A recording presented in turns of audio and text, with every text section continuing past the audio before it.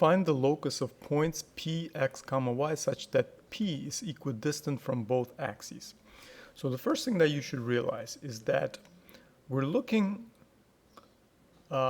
about axes x and y axes, okay? So naturally, when you look at the graph, you can guess that one such point that makes sense will be this point, for example, okay? Because it's equally 4 units away from the x-axis and 4 units away from the y-axis.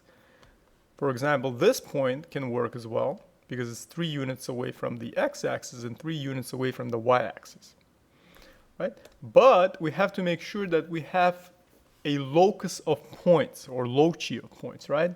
Because we have to have basically an infinite set of possible points just like these two that will satisfy the given conditions. So basically, any point on the x-axis has coordinates,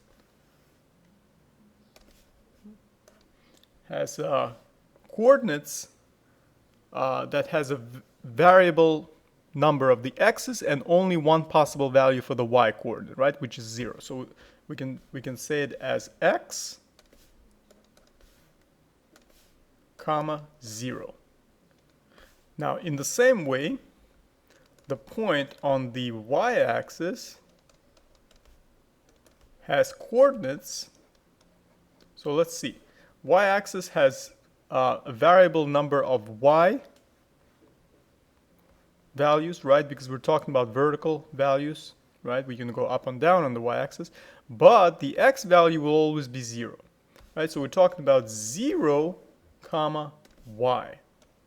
Okay, so any point on the y-axis will have coordinates 0, comma y, and y is a variable number. We don't know what that is, right? Depends on where we are on the y-axis. And on the x-axis is going to be x, comma 0.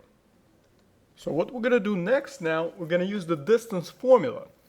So we're going to use the distance formula to find the distance from this point to this point, and then set that distance equal to the distance from this point to this point, right? And you know the distance formula is the square root, and inside you're going to have x, this x coordinate, minus this x,